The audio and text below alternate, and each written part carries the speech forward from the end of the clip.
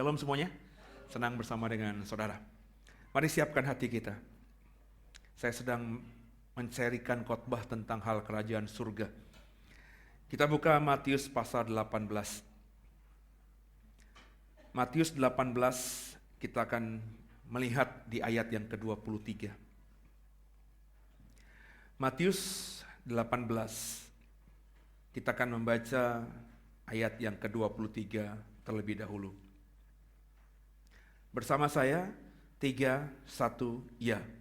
Sebab hal kerajaan surga seumpama seorang raja yang hendak mengadakan perhitungan dengan hamba-hambanya. Hal kerajaan surga seumpama seorang raja yang hendak mengadakan perhitungan dengan hamba-hambanya. Perhitungan dengan hamba-hambanya dalam bentuk apa? Kita agak sulit mengertinya dalam ayat ini dan ayat-ayat di bawahnya. Tapi kalau Bapak Ibu melihat terjemahan lain, ada terjemahan bahasa Indonesia sehari-hari. Itu terjemahan bahasa Indonesia sehari-hari paling tepat. Karena terjemahannya berkata begini, hal kerajaan surga seumpama seorang raja yang hendak menyelesaikan hutang-hutang dengan hamba-hambanya. Jadi konteks cerita ini, Yesus sedang ngomong kerajaan surga diparalelkan, diseumpamakan dengan raja yang mau menyelesaikan hutang piutang dengan hamba-hambanya.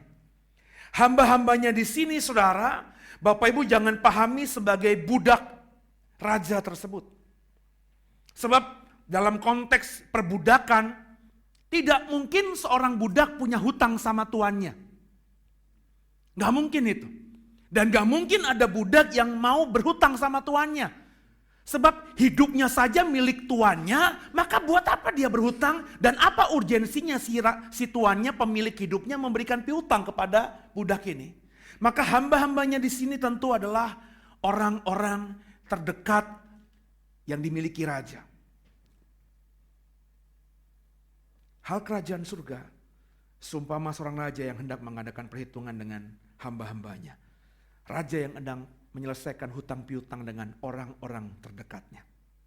Kita baca lanjut, ayat 24. Setelah ia mulai mengadakan perhitungan itu, setelah ia mau menyelesaikan hutang piutang itu, dihadapkanlah kepadanya seorang yang berhutang 10.000 talenta. Saya pernah khotbah ini 2 minggu lalu, 3 minggu lalu soal perumpamaan tentang talenta. Hal kerajaan surga seumpama talenta itu. Talenta saudara itu nilai yang tak ternilai, nilai yang besar sekali.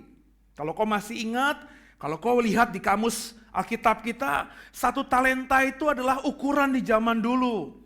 Kalau di 2019 1 talenta itu kurang lebih memiliki ukuran 34 kilogram. 34 kilogram itu seumpama 2 galon aqua. Karena 1 galon itu beratnya 19 liter. 2 galon aqua itu kurang lebih 34 kilo kalau dibuat kilo saudara. Berarti kurang lebih 1 talenta itu. So ukuran yang berat. 34 kilogram itu berat saudara. Saya punya anjing namanya Stanford. Waktu saya beli beratnya cuma beberapa kilo saja. Saya beli ke Lembang, saya tenteng begini bisa. Hari ini beratnya udah 32, 33. Tuh, ngangkat aja udah susah saudara. Anjing saya itu. Ya. 34 kilogram. Kemudian kalau kita lihat kamus 1 talenta juga bukan saja 34 kilo ukuran 2019. Tapi seukuran 6.000 dinar. Saya sudah pernah jelaskan itu, ya. 6.000 dinar saudara, itu besar sekali nilainya. Karena orang zaman dulu bekerja sehari, menurut Matius 20, itu diberi upah 1 dinar. Berarti kalau orang mau dapat uang kurang lebih 6.000 dinar, kurang lebih dia harus bekerja selama 6.000 hari. Itu pun 6.000 hari kerja, apa yang didapatnya pulang sebanyak 1 dinar itu tidak boleh dibelanjakan. Ya, kalau saya hitung-hitung saudara. Misalnya ya, 1 tahun itu ada 365 hari kan. Terus 1 bulan itu ada 30 hari kan. Kalau saya pukul rata saja, 1 bulan itu hari kerja efektif itu 25 hari. 25 hari kali 12. Ya. Maka kalau saya hitung-hitungin tahun, 6.000 dinar, itu orang harus bekerja kurang lebih 20 tahun masa kerja. 20 tahun masa kerja. 34 kilo itu kalau misalnya saya bikin gram, berarti 34.000 gram. Kalau itu bentuknya emas, 1 gram itu kurang lebih 740.000 sekarang ini. Pukul ratalah 700.000. 34.000 dikali 700.000 itu nilainya kurang lebih 24 M. Jadi saya mau kasih tahu nih, 1 talenta itu kalau dibentukkan rupiah dalam bentuk emas, itu sama dengan 24 miliar. Kalau diukurkan dengan masa kerja agar orang bisa dapat 1 talenta di 2019, kurang lebih orang itu harus bekerja selama 20 tahun. Itu baru 1 talenta.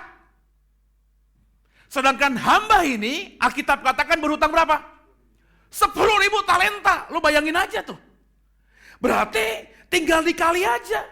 Kalau 1 talenta ukuran 2019 adalah 24 M, berarti kalau 10.000 talenta 24 miliar rupiah dikali 10.000 kurang lebih berapa? 240 triliun, saudara. Nggak tahu pemilik Jarum orang terkaya di Indonesia itu berapa asetnya? Ya, berapa? 550 T. Bayangin orang terkaya di Indonesia saja asetnya, maafkan saya ngomong kata cuma ya, 540 T. Ini raja punya piutang baru ke 1 orang loh saudara. Itu kurang lebih 240 T.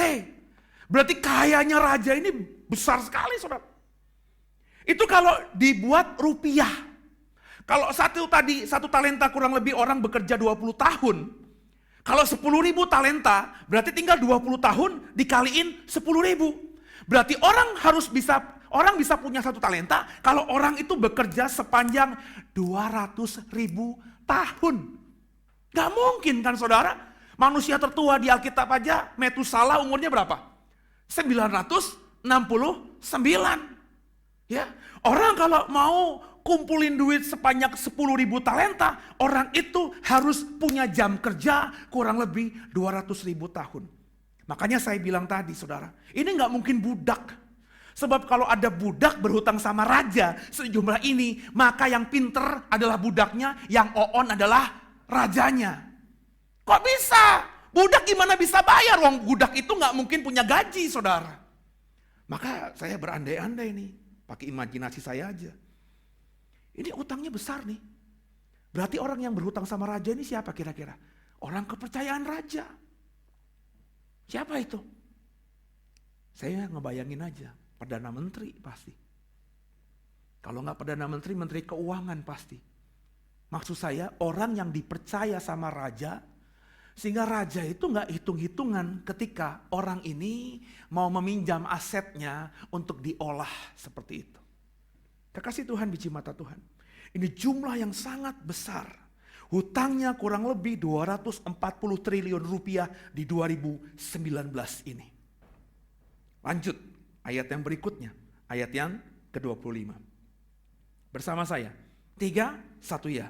Tapi karena orang itu tidak mampu melunaskan hutangnya, raja itu memerintahkan supaya ia dijual beserta anak istrinya dan segala miliknya untuk membayar hutangnya. Sekali lagi ayat ini menjelaskan bahwa orang yang berhutang sama raja itu bukan budak. Ya, sebab kalau budak nggak mungkin punya aset. Orang ini orang merdeka tadinya, tangan kanan raja, orang kepercayaan raja. Sehingga raja tuh nggak hitung-hitungan ketika orang ini minjam uangnya. Kenapa? Ya gue percaya sama dia lah. Tapi sampai satu titik raja ini mau mengadakan perhitungan. Mau menghitung utang piutangnya. Maka orang yang paling banyak berhutang sama raja inilah yang pertama kali muncul. Hutangmu berapa? 240 triliun. Tentu gak bisa bayar lah saudara. Bahkan saya berani yakin tuh. Meskipun aset pemilik Jarum itu 500 sekian triliun. Tapi kalau dia harus bayar hari ini 240 triliun, dia juga nggak mampu, saudara. Benar nggak? Karena 500 triliun itu adalah bentuknya aset. Sekarang aja orang punya rumah 5, ya. Total asetnya itu misalnya 10 T begitu. Dia butuh uang cepat minggu ini misalnya 1 T. Itu susah itu menjual 10 aset itu meskipun rumah itu di daerah strategis dan harganya tinggi. Kenapa? Perekonomian lagi lesu. Jadi tentu orang ini gak bisa bayar. Alkitab mengatakan dia gak sanggup bayar. Karena gak sanggup bayar, maka raja bilang jual orang ini. Kenapa dijual? Karena raja berpikir ini harganya mahal. Ya, saya bilang kan, budak itu properti paling mahal. Ya. Tapi ini orang merdeka, Perdana Menteri ini. Jadi kalau Perdana Menteri ini dijual sama raja di pasar budak, lo pakai imajinasi deh.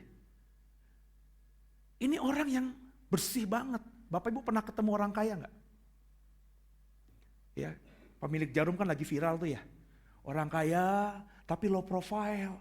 Makannya di warung-warung, bener kan ya? Di post gitu kan dia lagi makan soto di wilayah kota Semarang gitu ya. Terus viral gitu ya. Nggak kayak orang-orang baru kaya, belagu-belagu makannya di restoran. Ini orang terkaya di dunia makannya di warung. Oh iya, makannya di warung. Tapi lo pernah salaman sama dia nggak? Guru berani yakin ya, pas lo salaman sama dia, itu tangannya lembut banget. Pasti deh. Ya. Saya kenal sama orang yang punya sebuah institusi keuangan non-bank di Indonesia. Cukup dekat saya dengan dia. Ya, orangnya low profile, sederhana banget. Orang tua, ngomongnya lembut, ya. Tapi salaman sama dia. Ini laki-laki nih, orang tua nih. Saya nggak pernah salaman sama perempuan-perempuan di The Way, ya. Yang tangan telapaknya, ya, itu lebih lembut daripada orang kaya ini. Saya baru pertama kali itu aja, ini tangannya kayak tangan apa ya, lembut banget. Baru akhirnya saya tanya, selidik punya selidik.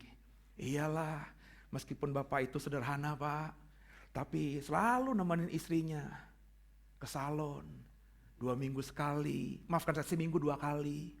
Ya, salon orang kaya tentu bukan salon kayak saudara di pasar 8 begitu kan, nggak mungkin lah ya. Salon-salon yang paling high class begitu, manikur, pedikur, memang kulitnya licin bersih. Umurnya sudah hampir 80 tahun, tapi lebih licin daripada perempuan-perempuan yang saya kenal di The Way ini. Halo, sorry aja deh. Siapa yang cantik, Hon? Mungkin Hona sekarang paling muda, paling cantik, atau Bu Ayu gitu ya, paling kecil, paling cantik. Tapi sorry ya, geradakan kulit lo dibandingin orang kaya ini. Apalagi pekerja-pekerja keras perempuan-perempuan di sini. Kayak Bu Yani, wah, kayak Foni, wah. Kuli aja kalah serem kali ya. Karena emang bekerja keras. Ya. Nah, kekasih Tuhan, biji mata Tuhan. Jadi kalau Perdana Menteri ini, saudara, itu dijual, Perdana Menteri kan pasti namanya orang terkenal ya. Dia pasti punya gaya hidup yang lifestyle-nya tinggi. Licin ini, dijual sama raja, dijualnya ke pasar budak. Tentu orang-orang kaya pengen beli dia. Kenapa? Kalau Perdana Menteri jadi budaknya saya, orang kaya ini, maka harga diri saya naiknya luar biasa. Kenapa? Seno punya budak yang mantan Perdana Menteri. Aduh saudara. Ya, makanya raja ini berkata, jual dia, jual istrinya, jual anak-anaknya, karena mereka semuanya adalah orang-orang papan atas, kelas atas, harganya mahal. Mungkin tidak bisa melunasi, tapi paling tidak raja tidak rugi banyak dari hasil penjualan ini. Berikut juga semua asetnya dijual. Berarti bagi si Perdana Menteri ini, masa depannya sudah gak ada. Kiamat hari itu untuk dia. Maka karena dia tahu ini kiamat, dia merendahkan diri serendah-rendahnya. Ini cerita lu pasti udah pernah baca nih. Ya. Tapi lu baca itu begitu aja gitu. Itu berkali-kali saya bilang sama saudara. Ya. Kalau baca Alkitab tuh gak perlu belajar teologi tinggi-tinggi sebenarnya. Ya. Cuma kalau lu baca tuh lu pakai imajinasi lo ini nih. Ini pakai nih. Gak mungkin Perdana Menteri sama Raja itu bahkan sujud saudara. Meskipun strata sosialnya, statusnya di bawah raja, nggak mungkin Perdana Menteri itu sampai glesok begitu di hadapan raja. Kenapa? Dia pejabat orang kedua di kerajaan itu. Raja pun tidak pernah berpikir Perdana Menteri atau Menteri Keuangan adalah orang yang mau sujud sama dia seperti orang kebanyakan. Kalau orang kebanyakan bisa sujud sambil sujud benar-benar, kalau Perdana Menteri paling cuma membungkukkan badan saja dan raja merasa oke. Tapi kalau orang biasa hanya membungkukkan badan saya, raja bisa tersinggung. Maka si Perdana Menteri atau Menteri Keuangan, orang terdekat raja yang punya hutang besar ini, merasa kiamat menimpa dia. Maka apa yang dia kerjakan? Ayat berikutnya. Ayat 26. Perhatikan baik-baik. Respon orang ini apa? Maka sujudlah hamba itu menyembah dia.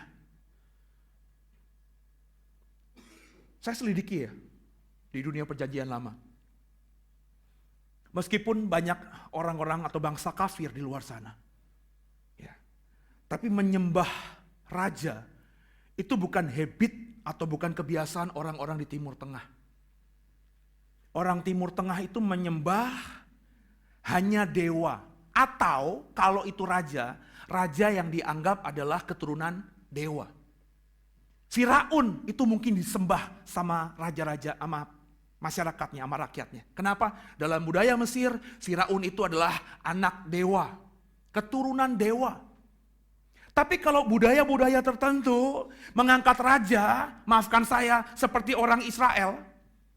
Orang Israel raja pertamanya siapa? Ini nggak tahu, Saul kan?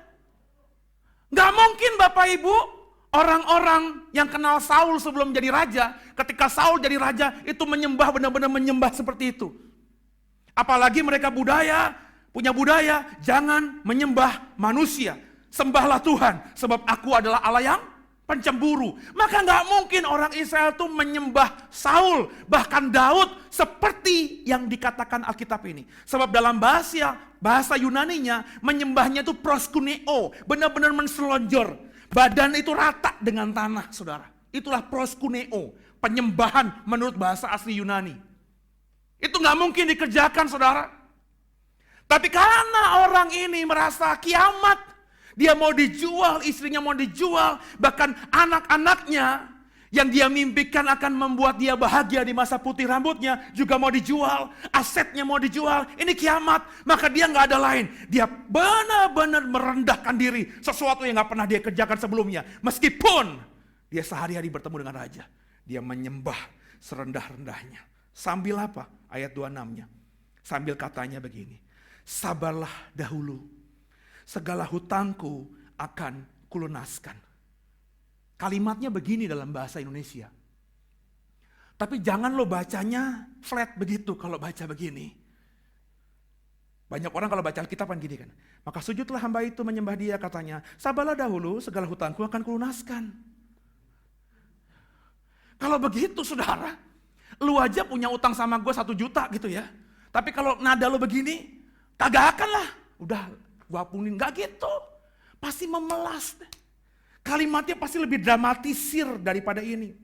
Sabarlah dahulu Tuhanku. Dia sambil selonjoran begitu loh. Mukanya nyentuh ke tanah. Sabar dulu Tuhanku. Mungkin sambil dia nangis. Karena masa depannya benar-benar hancur. Dia pagi mau ketemu raja, masih berpikir, masih bisa melihat matahari, indahnya rembulan. Tapi ketika raja bilang, jual dia, jual istrinya, jual anaknya, habis masa depannya.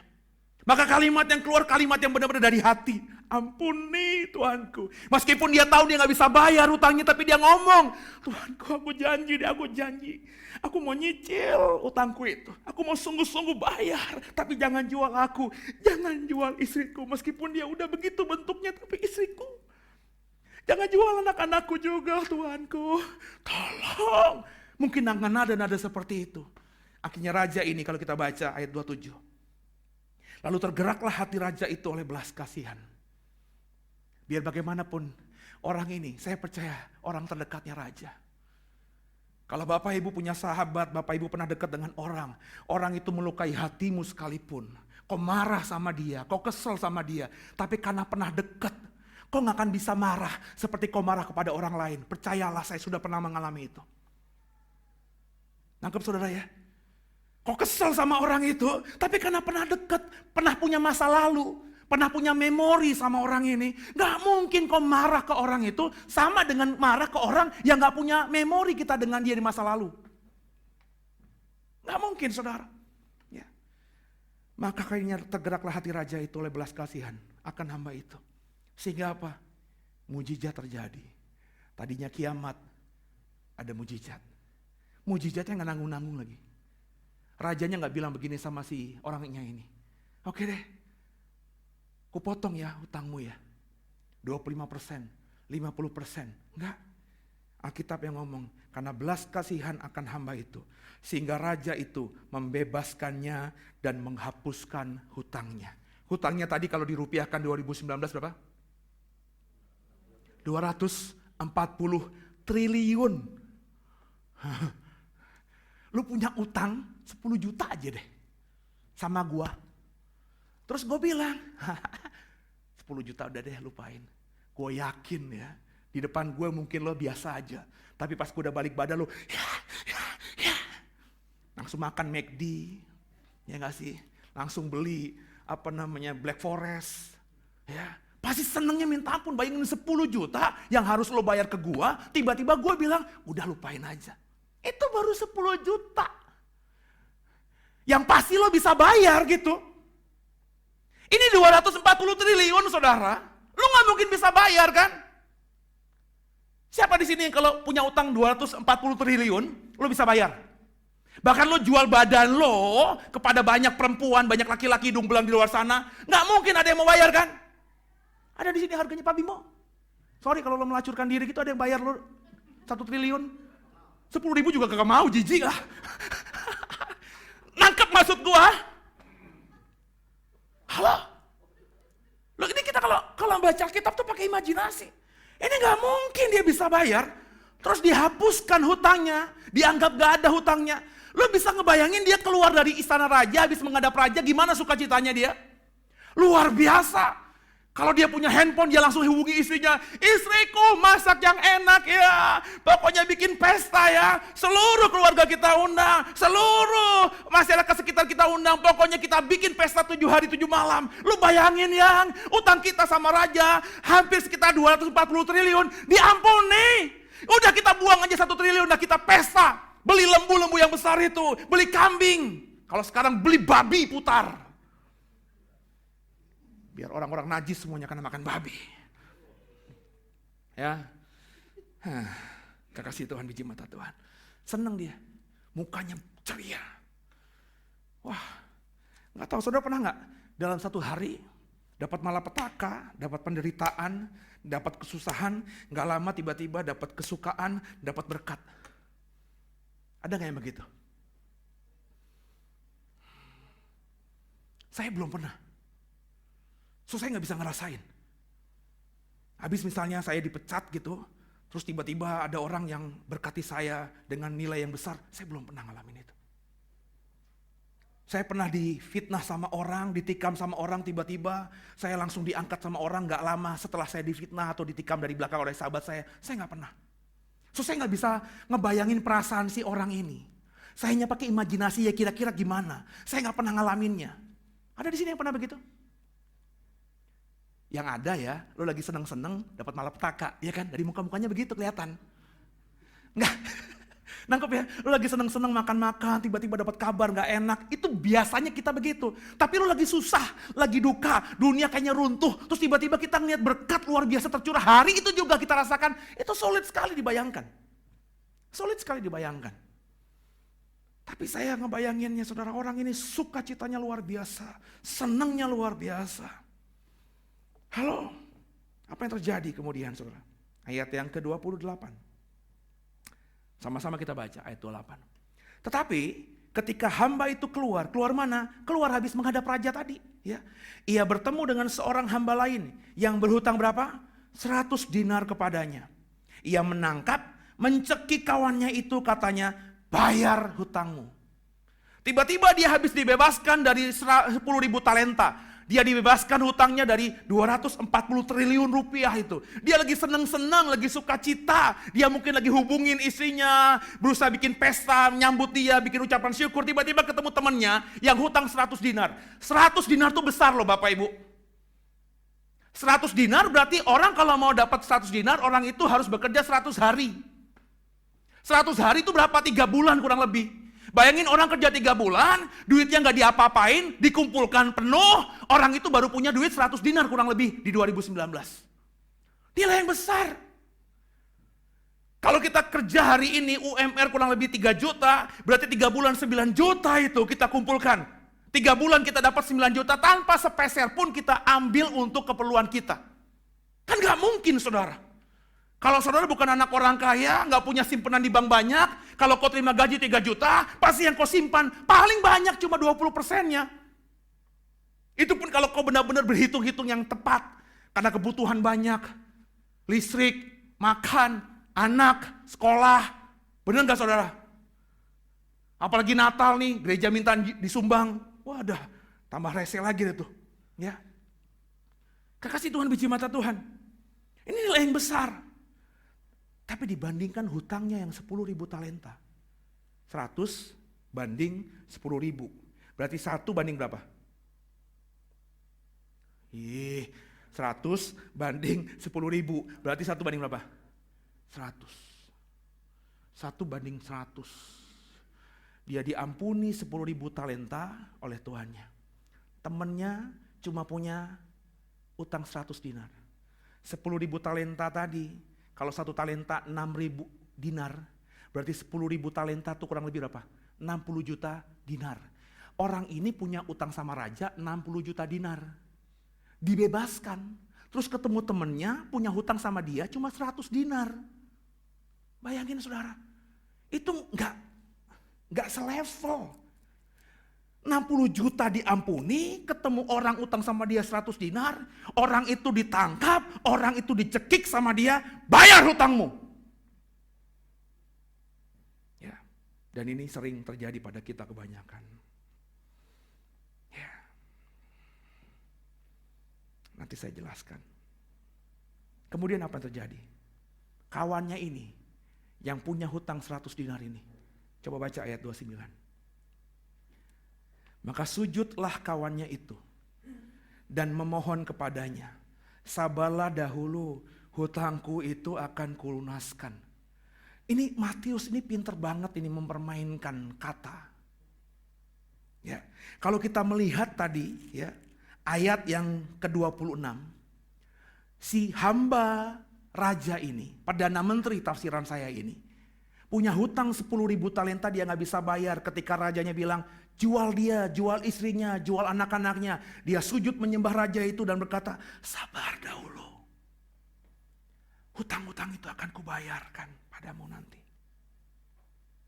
Tapi ketika dia diampuni hutangnya, ketemu sama orang yang hutang 100 dinar pada dia, orang yang berhutang sama dia 100 dinar ini, juga sikapnya persis sama dengan sikap dia ketika memohon pengampunan dari raja.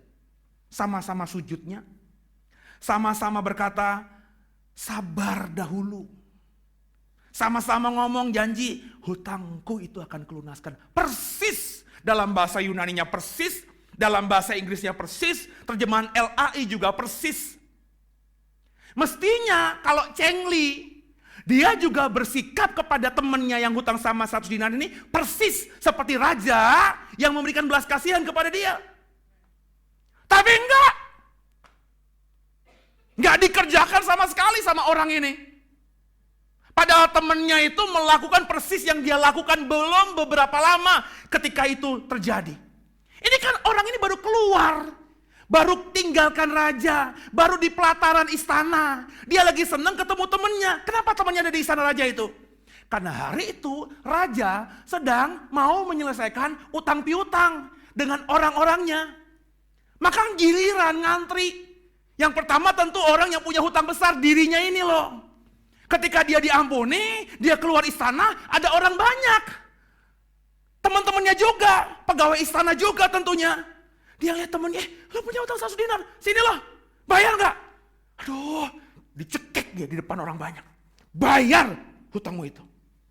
Akhirnya temannya ini selonjoran, sembah dia, sujud dia. Ngomongnya persis sama dia. Tapi sikapnya dia beda dengan sikapnya raja. Coba kita baca ayat yang ke-30. Bersama saya, 3-1 ya. Tapi ia menolak dan menyerahkan kawannya itu ke dalam penjara sampai dilunaskannya hutangnya. Kawannya itu udah dicekik, Alkitab yang ngomong saudara ya. Kawannya itu sudah sembah dia, tapi dia tetap melemparkannya ke dalam penjara.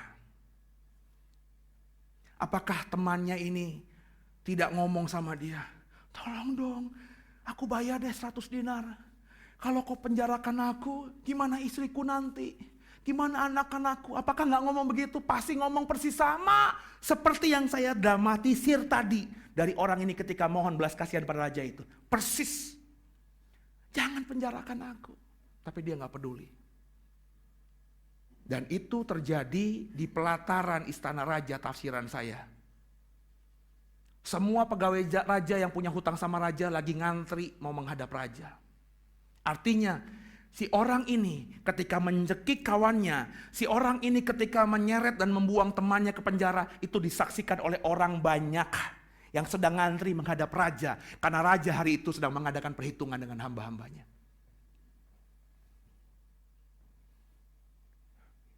Apa yang terjadi? Ayat 31. Bersama saya. 3-1 ya. Melihat itu, kawan-kawannya yang lain sangat sedih. Lalu menyampaikan segala yang terjadi kepada Tuhan mereka. Itu membuktikan apa yang saya katakan tadi. Orang yang menyaksikan itu akhirnya menghadap raja. Mungkin dia juga memelas minta ampun sama raja. Raja karena belas kasihan diampuni semuanya. Ketika diampuni, orang ini bilang, raja, tadi orang sebelum saya, apakah raja memperlakukannya sama seperti saya? Tadi soalnya dia keluar dengan muka berseri-seri. Nggak ada di Alkitab, cuma saya pakai imajinasi aja kan. Tapi teman saya itu yang tadi menghadap raja sebelum saya, itu ketemu teman kita juga. Utangnya 100 dinar, saya nggak tahu raja. Tapi dia mencekik dan akhirnya melemparkan teman kita itu ke penjara. Raja dengar. Makanya saudara, jangan berpikir apa yang kita lakukan kepada orang lain itu tidak akan sampai kepada orang lain atau kepada Tuhan, kepada Raja kita. Tiada yang tak tersembunyi, tiada yang tersembunyi bagi dia. Bahkan isi hatimu, degup jantungmu, Tuhan bisa tahu. Saya ngebayangin kalau penghakiman nanti tuh. Saudara aja kalau misalnya isi saya tuh kemarin jadi kelingkingnya patah itu, ya. Terus dibawa ke dokter tuh, deg-degan tuh. Pas gue ngomong, tadi operasi loh. Terus bawa ke Sinse, tadinya kan kita bawa ke Sinse kan. Ya. Sinse tuh ditarik loh yang. Lu kuat ya nanti ya, teriak ya. Pokoknya teriak aja udah sakit tuh, pasti sakit. Dia deg-degan, terus pas praktek Sinse tutup, gue yakin dia bersuka cita tuh. Kira Tapi nggak lama, kenapa? Habis itu langsung bawa ke rumah sakit, deg-degan lagi dia. Dia baru mukanya tuh baru enak itu ketika lurus lagi, saudara. Ya, itu pun tangannya masih digips gitu kan, dia diperban begitu. Saya ngebayangin kalau hari penghakiman kita nanti. Bapak Ibu kalau hidup benar ya, kita tuh tidak dihakimi salah kita. Katakan dulu amin dong. Ya, tapi kita dihakimi, dikasih reward. Bema itu bahasa Yunaninya adalah tempat di mana orang-orang yang habis lomba dikasih penghargaan. Bapak Ibu dan saya nanti ketika menghadap tahta Yesus di akhir zaman, Bapak Ibu itu akan menghadap Yesus bukan diadili salah, karena di mata Tuhan kita adalah orang yang sudah dibenarkan. Kalau Bapak Ibu hidup benar, beriman benar sampai akhir hidupmu, kau adalah orang benar. Kalau kau melakukan firman Tuhan dengan tepat, seperti Nuh melakukan tepat seperti yang Tuhan perintahkan kepadanya, maka kau tidak akan dianggap lagi salah. Maka kau dikasih hadiah, reward. Bapak Ibu jangan pernah ngebayangin, enak ya kalau dikasih hadiah itu, nanti dulu loh. Silo. Kemarin tuh. Di sekolahnya. Ya. Di sekolahnya tuh nggak dihakimi, nggak dipanggil gitu. Yang nilainya dapat 5 A, B, C, nggak gitu saudara. Yang dipanggil itu anak-anak yang berprestasi. Ya, yang dikasih reward sama sekolahnya. Saya nggak nemenin karena hari itu bersamaan dengan Sean juga bagi raport. Tapi pas saya turun dari tempat SMP ketemu mamanya Sylvie langsung ngomong gini, jangan marahin ya, Silo nggak dapat reward. Ya. Saya bisa ngebayangin anak saya tahu banget dia gimana. Dan bener, ketika sampai rumah, tahu Silo tadi ngomong apa? Nggak apa-apa nggak dapat. Berarti kan dia deg-degan juga saudara. Ya, temennya dapat 1, Amir dapat 2 sertifikat gitu ya. Dia deg-degan juga berharap ketika hampir Rudi, aduh habis RS nih gitu ya. Tapi kok habis Samin ya Samuel ya SA kan Samuel mesti kan SE ya, SH Silo ya. Langsung ke Kubik, langsung ke Q gitu. S-nya hilang gitu kan. Wah tuh mukanya dia saya yakin, saya ngebayangin gue tahu anak gue banget. Itu hancur benar-benar. So, kalau nanti kau dan aku ngantri menantikan apa penghargaan yang Tuhan berikan kepada kita. Lo jangan pikir lo gak deg-degan lo. Deg-degan lo. Terlebih kalau nama lo itu dipanggil alfabet. Ya. Gue Paulus P. Sedangkan lo tuh Z. Zoro nama lo tuh. Ya. Lo lihat si Paulus ini dapat 10 mahkota. Ya. Terus Paulus ini disambut sama Petrus. Disambut sama orang-orang kudus. Si Paulus ini ketika dapat 10 mahkota, diarak-arak sorga malaikat Tuhan bersorak-sorai gitu. Terus giliran lo mikir, terlebih di belakang, di depan lo, di belakang gue, ya, yang namanya Rudolf itu, R, itu cuma dapat 1. Dan penghargaan yang diterima dia tidak seperti Paulus ini yang dapat 10. Lo deg-degan, gue berapa ya? Yang saya mau katakan kekasih Tuhan, biji mata Tuhan. Dapat penghargaan juga membuat kita deg-degan. Akhirnya apa dalam peristiwa ini? Ketika terdengarlah bahwa hamba yang berhutang banyak yang diampuni itu membuat temannya dipenjara karena hutang 100 dinar. Sampai di telinga raja. Apa yang terjadi? Ayat yang ke-32. Bersama saya yuk. 3, 1 ya. Raja itu menyuruh memanggil orang itu dan berkata kepadanya, hai hamba yang jahat, seluruh hutangmu telah kuhapuskan karena engkau memohonkannya kepadaku. Bukankah engkau pun harus mengasihi kawanmu itu seperti aku telah mengasihani engkau? Maka marahlah tuannya itu dan menyerahkannya kepada algojo sampai ia melunaskan semua hutangnya. Berapa hutangnya tadi? 240 triliun. Bisa dibayar nggak? Nggak mungkin bisa dibayar. Artinya algojo raja akan menghukum dia sampai akhir hidupnya. Karena nggak mungkin dia bisa bayar hutang sejumlah 240 triliun itu.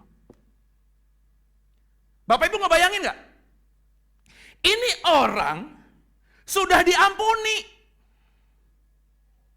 Bahasa gereja hari-hari ini, orang ini sudah terima kasih karunia Tuhan. Sudah diampuni loh saudara. Ketika dia memohon ampun sama raja, minta belas kasihan raja, raja hancur hatinya, dosanya, utangnya yang besar itu, 240 triliun, 10.000 talenta itu, diampuni. Sudah diampuni. Kalau itu bentuknya surat hutangnya sudah dirobek sama raja, dibuang ke tempat sampah, dianggap nggak ada lagi. Tapi ketika raja ini dengar, dia tidak mengampuni temannya, seperti dia telah diampuni raja. Orang ini udah keluar istana loh saudara, sudah on the way ke rumahnya, istrinya sudah pakai rok mini nyambut dia gitu. Nangkep gak saudara? Udah sukacita. Tiba-tiba dapat panggilan lagi. Tuhan, prajurit yang manggilnya Tuhan tentu. Karena dia mungkin Perdana Menteri. Tuhan dipanggil lagi sama raja. Apakah dia berpikir rajanya mau jahat lagi? Enggak mungkin. Uang sudah diampuni, surat utang dirobek. Maka ketika dia tahu raja manggil lagi, dia balik lagi ke istana dengan sukacita juga. Wah, jangan-jangan gue mau dikasih kepercayaan lagi, lebih lagi nih. Karena gue udah diampuni sama raja. Aku pasti akan diberikan tanggung jawab besar lagi. Ketika dia sampai, kalimat pertama raja itu apa? Hamba yang jahat.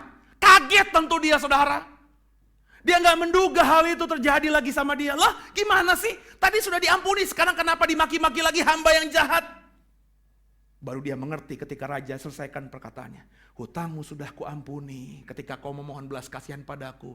Mestinya kan kau juga mengampuni saudaramu itu, temanmu itu yang berhutang sama dengan dirimu. Tapi karena kau tidak mengampuni saudaramu, Algojo, siksa dia sampai dia melunaskan hutangnya. Ini saya dapat nih berapa tahun lalu ya, saya khotbah tentang doa Bapa Kami. Berarti kurang lebih 6 tahun, 7 tahun lalu, saya masih di gereja lama.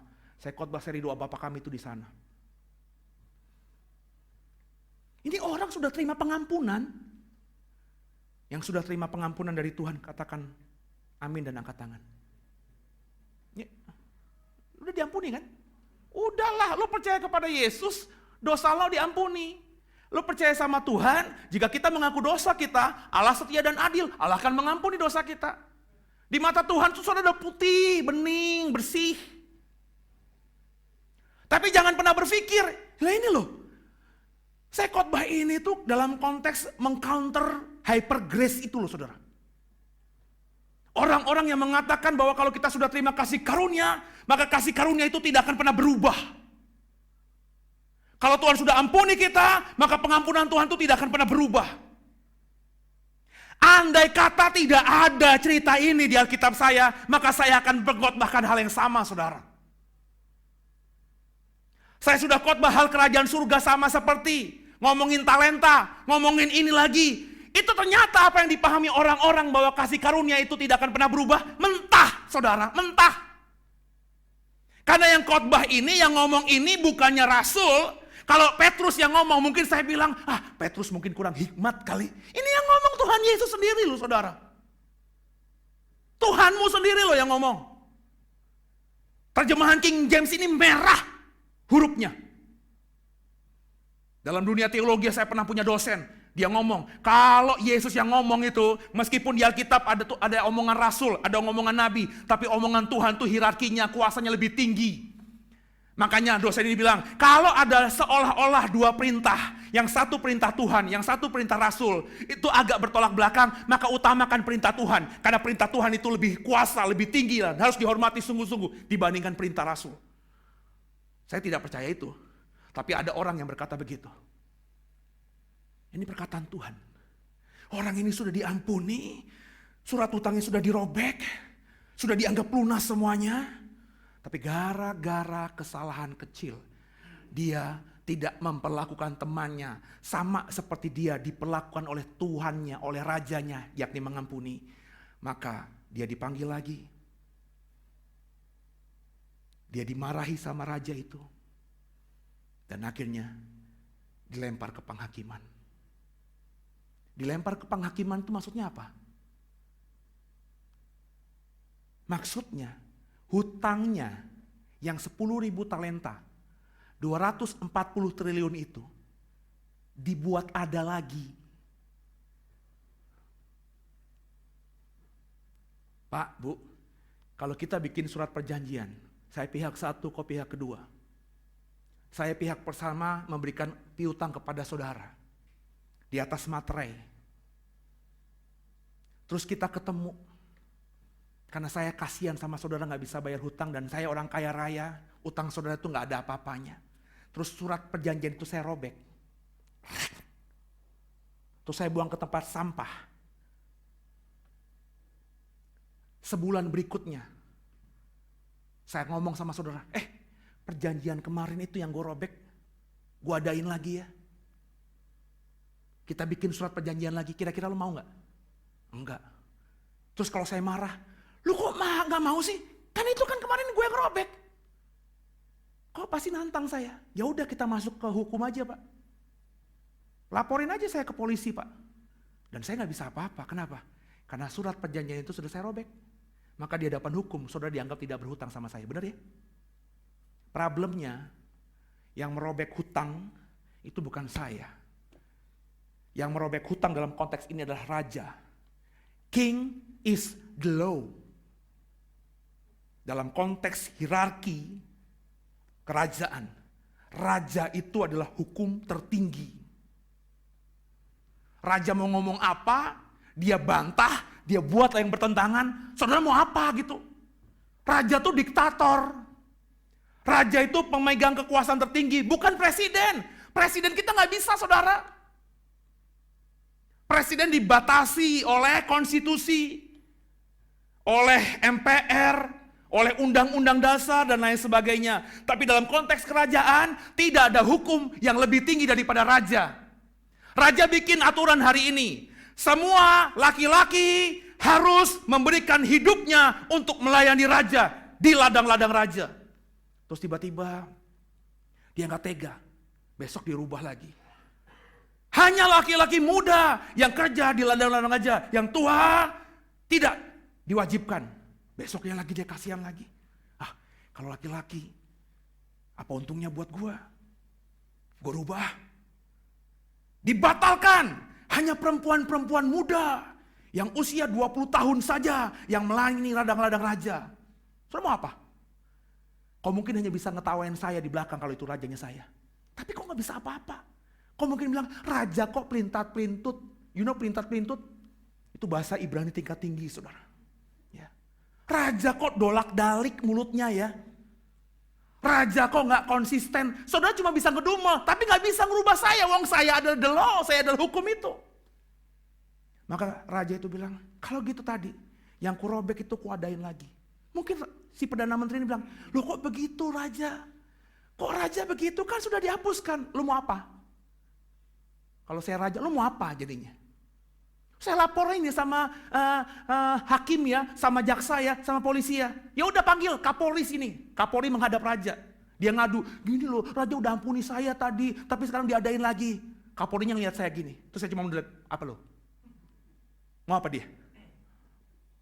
Nangkep? Dipanggil lagi jaksa banyak, ngelapor sama jaksa agung. Jaksa agung, tadi saya sudah diampuni itu tuh surat utang saya udah dirobek sama raja itu. Sekarang raja adain lagi. Jaksa agung lihat saya gini. Saya bilang, apa lo? Gak bisa ngapa-ngapain. Akhirnya apa? Orang ini hutangnya diadain lagi dan dia gak bisa bayar. Akhirnya apa? Akhirnya disisa oleh Algojo. Sampai Alkitab katakan dia melunaskan seluruh hutangnya yang impossible dia bayar itu. Akhirnya sampai matinya orang ini adalah orang hukuman. Kalimatnya bukan dilempar ke tempat retak gigi dan ratap tangis. Tapi disiksa sama Algojo-Algojonya. Raja. Dan itu budaya zaman dulu. Orang kalau punya hutang sama raja tuh disiksa sama Algojo. Dicambuk. Algojo itu nggak kayak Yukio gitu, kecil. Ya, Yukio sekuat-kuatnya kalau nyambuk ya sakit sih. Algojo tuh bukan Pak Bimo juga, Pak Bimo gede doang bohong. Ya, mungkin Pak Felix kali yang fitness begitu kali. Yang kalau nyambuk, aduh, itu cambukannya langsung nembus ke tulang rusuk dan lain sebagainya. Halo? Kalimat ayat 35, perhatikan baik-baik. Maka Bapakku yang di surga. Ini ngomongin hal kerajaan surga loh. Dia ceritakan umpama seperti itu, kalimat terakhirnya. Maka Bapakku yang di surga akan berbuat demikian juga terhadap kamu. Apabila kamu masing-masing tidak mengampuni saudaramu dengan segenap hatimu. Hari ini kau sudah putih di hadapan Tuhan. Dosa yang merah seperti kermizi ketika kau percaya Yesus dibuatnya putih seperti bulu domba dan seperti salju. Sejauh timur dari barat kau membuang dosaku. Dosa kita sudah dibuang ke tubir laut yang paling dalam. Tuhan gak ingat-ingat lagi. Itu akan terus terjadi kalau di sepanjang sisa hidup kita hidup dalam pengampunan kepada orang yang menyakiti kita. Tapi kalau ada momen dalam hidupmu, di sepanjang sisa hidupmu, kau terluka dengan orang yang menyakitimu. kau dendam, sakit hati kepada orang itu. Dengarkan saya, Yesusmu yang ngomong bukan Seno. Bapamu yang di surga juga akan memperlakukan demikian. Kalau kau ingat doa Bapa kami, ampunilah kami seperti kami juga mengampuni orang yang bersalah kepada kami. Apa artinya itu? Lo di sini semua sudah dengar khotbah saya tentang doa Bapa kami belum? Itu kalau ngomongin doa Bapa kami aja ya. Lo jangan minta ampun sama Tuhan kalau lo belum mengampuni orang lain. Ampuni kami sama seperti kami juga sudah mengampuni orang yang bersalah kepada kami. Jadi kalau kita mau minta pengampunan sama Tuhan, terlebih dahulu kita mengampuni orang lain. Kalau kita sudah mengampuni orang lain, barulah minta ampun sama Tuhan, maka Tuhan akan mengampuni kita. Dan kalau Tuhan sudah mengampuni kita, kemudian kita tidak ampuni orang lain di kemudian hari, di masa depan kita. Maka apa yang sudah diampuni Tuhan di hari ini, itu tidak akan dipertahankan, artinya dosamu akan diadakan lagi. Karena doa Bapa kami memang mengajarkan itu. Kalau kita lihat ayat-ayat setelah doa Bapa kami. Di Matius 6 itu. Sama kalimatnya seperti ayat 35 ini. Kalau kau tidak mengampuni orang lain, maka Bapamu di surga pun tidak akan mengampuni kamu. Jadi intinya saudara, supaya pengampunan dari Tuhan itu menjadi milik kita di sepanjang sisa hidup kita, syaratnya bukan rajin ke gereja. Syaratnya bukan baca Alkitab. Saya tidak bilang tidak penting ke gereja, saya tidak bilang tidak penting baca Alkitab, saya tidak bilang tidak penting berdoa, itu penting. Tapi kalau kau ke gereja rajin, kau melayani Tuhan, kau baca Alkitab, kau doa, tapi kau tidak mengampuni orang lain, maka dengarkan saya, apa yang lo kerjain di mimbar ini, apa yang lo kerjain dalam kehidupan beragamaimu itu enggak akan jadi apa-apa yang berarti dalam hidupmu. Kalau pengampunan Tuhan itu mau jadi milik kita sampai akhir kita nanti, maka harus ampuni orang lain. Pertanyaan saya, mengampuni orang lain itu gampang atau susah? Bye. Kok tahu kan lo habis diapain sama orang? Iya kan? Semuanya tahu kan? Kita keluarga kecil di sini. Bayu diapain kita langsung se-RW tahu. Ya. Kalau lo nikah sama sekarang ini, maka jadi saudara lo tuh nanti tuh. Nah gimana tuh? Gue tanya gimana, jangan ketawa-ketawa. Dengerin gue, lo gak mengampuni dia, gak bisa ngampuni dia, masih dendam, masih sakit hati, lo gak usah di sini, Li. Percuma gue bilang, lo cuma nyenengin gue doang. Ih Bayu keren ya melayani ya, ih Bayu tulus ya, ih Bayu semangat ya. Tapi di mata Tuhan, lo gak diampuni. Jangan iya aja, beneran ini. Lo ini loh.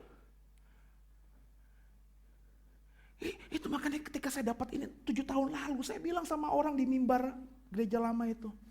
Aduh. Jadi Kristen tuh susah. Tuntutannya tinggi. Harus mengampuni orang lain. Dan dengerin gue aja bilang, gue mengampuni orang lain kalau dengan kuat gue sendiri, gak bisa men. Orang gue ditonjok, mata gue biru. Gua bukan Bayu, gua.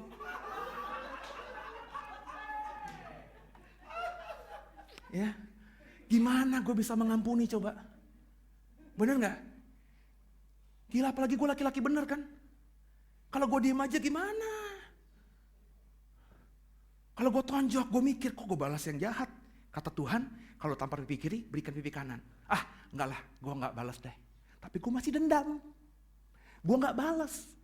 Tapi gue masih dendam, masih sakit hati, gak bisa ngampunin. Percuma, mendingan gue hajar aja orang itu. Nangkap gak? Gue hajar orang itu, terus gue peluk dia, gue bilang, gue ampunin lo. Selesai, mati gue masuk ke surga, karena gue sudah mengampuni dia. Tapi kalau gue gak pukul dia, gue masih enak sama dia. Andai kata namanya David, gue setiap dengar berita, Presiden Jokowi mengangkat David Malangkai menjadi Menteri Kebudayaan. David, ini kurang ajar David tuh. Gue inget lagi tuh sama si David yang mukul gue itu. Masih kesel hati gue. Berarti gue belum mengampuni. Meskipun gue jadi pendeta, gue batisin 1000 orang, khotbah gue itu mengurapi banyak orang. Kalau gue tumpangi tangan, bukan saja orang yang jatuh, bangku juga jatuh, gereja juga runtuh. Karena urapan gue kenceng banget. Tapi kalau gue gak ngampun dia, gak bisa. Kita habis diskusi kemarin di sini, ada Bu Iren, ada Bu Roli, ada Hona. Mana tuh Hona? Kenapa dia kabur? Oh, ke toilet. Saya ngomong, ya. Ada orang pernah nyakitin saya. Orang yang benar-benar saya angkat dia. Sampai sekarang dia tidak pernah minta maaf dengan apa yang dia perbuat pada saya. Saya bilang di kelas kemarin tuh, habis baca Alkitab, tiap hari Selasa sampai Jumat kita baca Alkitab doa. Saya sudah mengampuni orang itu. Benar-benar mengampuni orang itu. Tapi, saya bilang begitu. Saya tidak akan dekat lagi sama dia. Saya masih ingat banget, Bu Iren, hah? Terus saya bilang begini, loh, saya mengampuni orang itu. Tapi kan saya tahu dia karakternya seperti apa. Terlebih dia belum minta maaf sama saya, padahal orang di sekitar saya tahu, Sen, lo tuh digituin, Sen, lo kok gimana sih, Sen? Saya bilang, udahlah, berkat itu dari Tuhan. Kalau dia mau ambil dengan cara seperti itu, ya biarin aja. Saya ngomong begitu. Saya udah mengampuni orang itu. Tapi kalau kemudian hari, saya ada kesempatan pelayanan, terus butuh orang. Ada orang ini, ada orang lain. Ya saya milih orang lain dong. Apakah artinya saya tidak mengampuni orang itu? Lain lagi. Saya sudah mengampuni dia. Makanya sekarang ini kalau saudara pernah disakiti sama orang, ampuni orang itu. Tapi jangan dendam. Tapi bagi saya kalau saudara lihat orang itu belum berubah, terus kok deket lagi sama seperti sebelum kita punya masalah, lu bodoh. Nangkep gak? Kenapa? Lu masuk dalam jurang yang sama, udah tahu karakternya belum berubah, kok lu mau deket lagi sama dia? Emang ada Alkitab katakan kalau gak deket sama orang masuk neraka? Enggak dong. Kita tulus seperti merpati, cerdik seperti apa? Ular. Ya kalau gue rasa dia belum berubah, kalau gue deket lagi sama dia, dia belum berubah, kan dia akan berulang lagi kejadiannya. Gue akhirnya masuk lagi, kesel lagi. Ya kalau kemarin gue bisa ngampuni, kalau besok gue gak bisa ngampuni gimana? Gue mati masuk neraka dong. Daripada begitu ya udah, gak usah deket sama dia lagi. Tapi gak dendam. Kalau ketemu sama dia gimana? Wah gue udah pernah ngopi-ngopi sama dia kok. Cekak-cekik sama dia. Tapi untuk masuk dalam pelayanan bareng-bareng lagi, saya bilang kalau dia belum berubah, ngapain? Kayak kurang orang pelayanan aja. Makanya gue tuh telepon Pak Bimo. Pak Bimo dulu di hutan, lagi menginjili sama orang-orang hutan gitu. Saya bilang gue punya teman yang lebih bagus tapi pelayanan di hutan gitu kan. Udah gue bawa dia aja ke sini deh, supaya jadi manusia lagi. Sekarang malah berewokan. Malah kayak gorila saudara.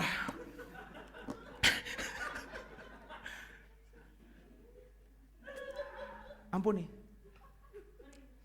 Dari muka-mukanya ada masih simpan dendam. Mama mertua. Dulu Silvi tuh, sama nyokap gue Via.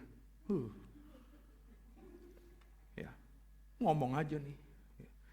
Nyokap gue tuh orang Jawa. Dulu setahun kita di rumah nyokap. Selalu sarapan itu nyiapin makan nasi. Orang Jawa tuh kalau nggak makan nasi kagak nampol. Ada nasi, ada telur. Kadang-kadang ibu beli ke pasar pagi-pagi masakin ayam goreng. Tapi Silvi nggak pernah nyentuh sarapannya. Gue nggak tahu, nyokap gue kerja. Mungkin dapat laporan dari bokap kali ya. Itu kalau kamu masak pagi-pagi tuh gak usah masak lagi kali. Itu Silvi gak pernah makan tuh. Ya gue kesel dong akhirnya. Dapat informasi dari ibu. Sambil kalimatnya agak bergetar gitu. Ibu salah opo sih sama Silvi? Kenapa bu? Ibu masakin sarapan. Kalian masih tidur, ibu udah ke pasar. Ibu kerja jam 8, jam 9 selalu sudah ada sarapan di rumah. Terus gue inget, iya ya. Silvi kalau disiapin sarapan gak pernah makan. Dan gue marah sama dia dong. Lu tuh ya hargain ibu dong. Terus dia ngomong apa? Gue gimana dong? Gue tuh gak pernah sarapan nasi. Gue tuh makannya kalau sarapan tuh mie.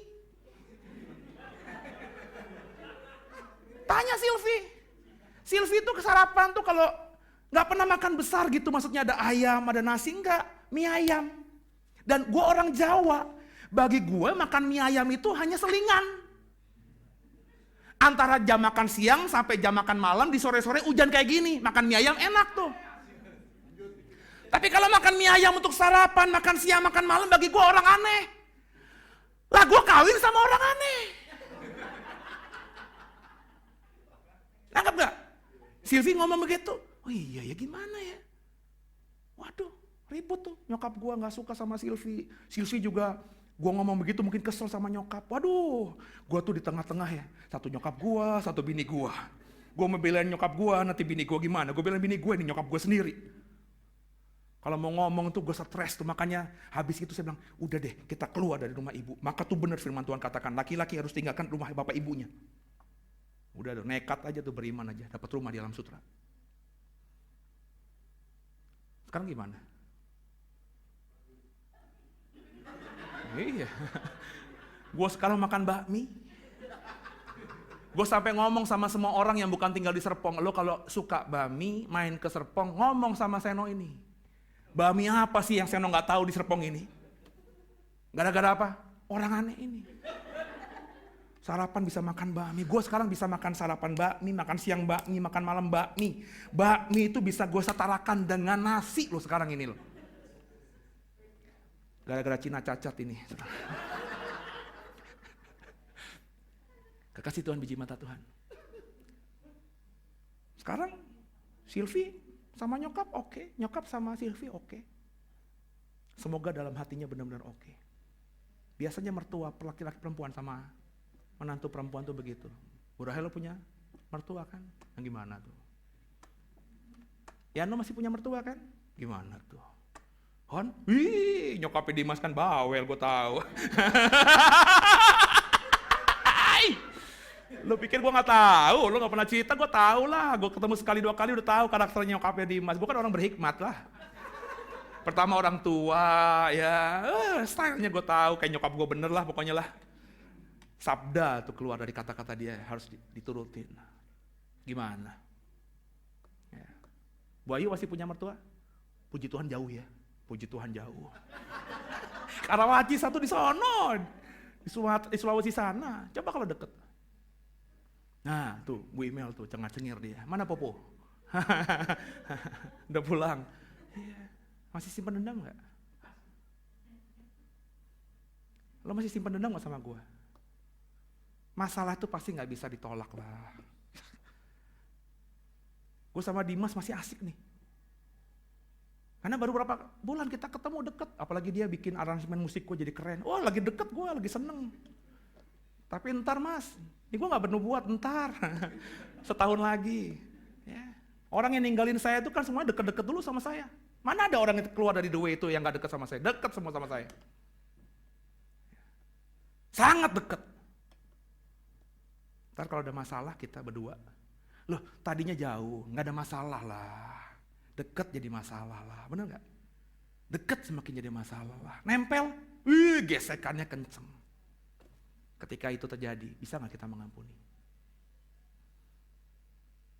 Problemnya kalau engkau gak mengampuni, masalahnya bukan buat orang itu. Lo gak mengampuni gue, masalahnya bukan ke gue. Gue paling masalahnya jadi, kenapa ya Dimas ya? Kok berubah ya? Kok gak nyaman lagi ya? Paling gue cuma begitu. Dampak paling signifikan pada dirimu yang tidak mengampuni orang. Masalahnya dampaknya bukan cuma di bumi, tapi pada keselamatanmu. Sebab Bapamu di surga tidak akan mengampuni kamu ketika kau tidak mengampuni orang lain. Hari ini yang masih punya masalah belum mengampuni orang lain, jangan pulang dari tempat ini sebelum doa sama Tuhan. Tuhan, aku mau mengampuni dia. Kalau kau bisa hubungi dia malam hari ini, ambil teleponmu, ambil WhatsAppmu, sekedar ngomong doang. Gue minta maaf ya. Ampunin gue ya, maafin gue ya. Kalau orang itu bilang, hah dasar lo, masalah kita udah 5 tahun lo baru minta maaf sekarang. Gak ada lah. Gak usah dipikirin, orang itu gak mengampuni kita, orang urus. Yang penting di mata Tuhan, lo udah ampuni dia. Lo mati, lo diampuni Tuhan, masuk ke surga. orang itu Kristen, tapi nggak mengampuni kita, dia tidak akan masuk ke surga. Sekarang hidupmu mau bawa kemana? Hal kerajaan surga seumpama ini. Jadilah orang Kristen yang hidup dalam pengampunan senantiasa. Sampai kapan? Sampai mati. Semoga memahami. Tundukkan kepala kita, doa.